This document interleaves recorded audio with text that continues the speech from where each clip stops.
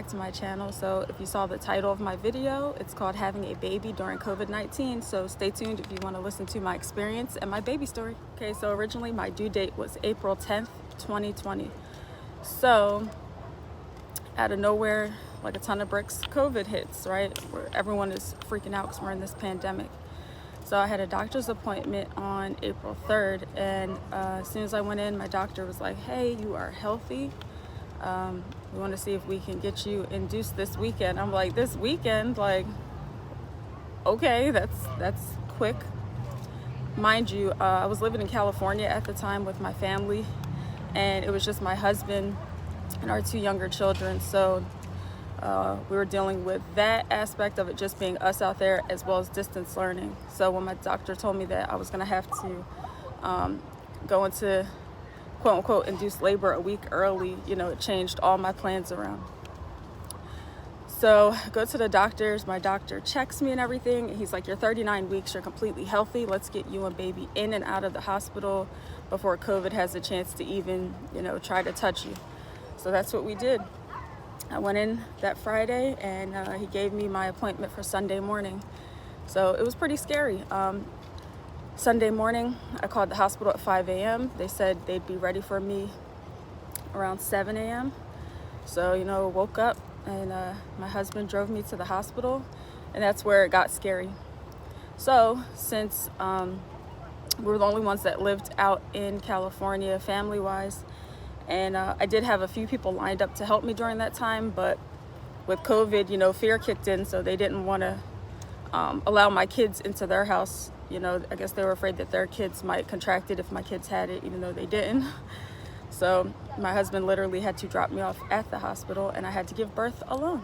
All right, so at 7 a.m. on April 5th, my husband takes me to the hospital, and I am not gonna lie, I was petrified. Even though this was my 3rd time giving birth, I had never given birth without my husband there before.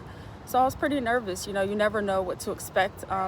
Childbirth is the leading cause of death in the United States for African American women. So I was pretty scared. I got all checked in. My husband gave me a kiss. He prayed over me, and it was time for him to leave.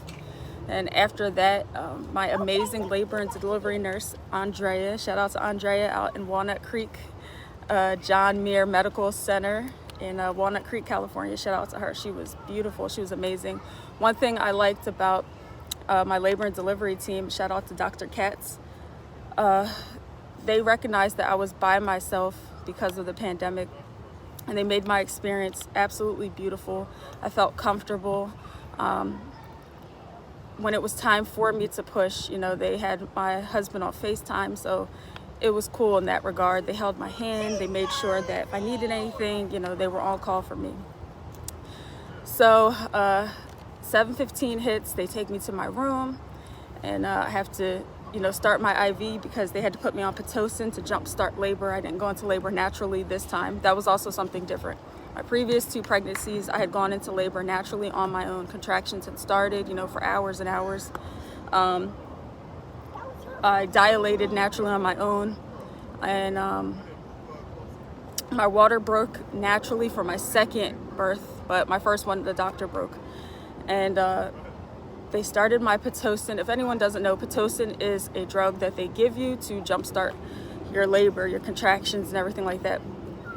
Since this was baby number 3 for me, my body already knew what to do.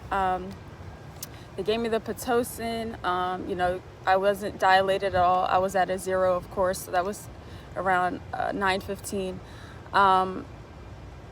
My labor and delivery nurse kicked up the Pitocin, so it was going at a high, you know, rate through my body because they really wanted to get labor going. When she came back and checked me in an hour, my contractions were really close together. They were really intense, and she was just like, whenever you want an epidural, if you want one, let me know. And I was like, yeah, I do, but I could last a little longer. You know, once you get an epidural, for me, I'm completely numb. I can't feel anything. So I wanted to be able to calculate when I was getting close to going to be having to push. So I told her just to wait a little bit. By 11, my contractions were pretty bad, where I was like, yeah, I'm gonna need the epidural. So the anesthesiologist, he came in around about 12 o'clock. He came in and, he gave me my epidural. One thing that was new for me too was I had never experienced this side effect from epidural before, low blood pressure. So that's never happened to me before. So my blood pressure dropped immediately. I had to lay on my side, and they had to give me some oxygen, and then I was good to go after that. So then I started to get relief, and I was texting my husband, giving him play-by-play and letting him know what was going on. So the doctor came in and checked me, and I was like 5 centimeters dilated already. Mind you, I hadn't been at the hospital for that long. I hadn't been in active labor that long. Active labor really started around like 10:30. So we get to, my nurse comes back and checks me around 1, and she was like, oh, we're getting there, we're getting there. You're getting pretty close. We'll be pushing, within the next 2 to 3 hours. So I was like, okay, this is perfect. So I closed my eyes for a little bit, try to rest up before it's time to push. And around 2 o'clock, my doctor comes flying in through the door. He checks me, and then literally it was like a frenzy. I had about 10 nurses in there, and they're all running around me, and my blood pressure had dropped again just a little bit. I needed some oxygen, so they got me hooked up. Next thing I know, the nurse is like, give me your phone, it's time to call your husband, you're at a 10, it's time to push. So literally from the time they started my Pitocin around 9:15 to 2 o'clock, that's not long at all to be in active labor and having contractions and being dilated so quickly.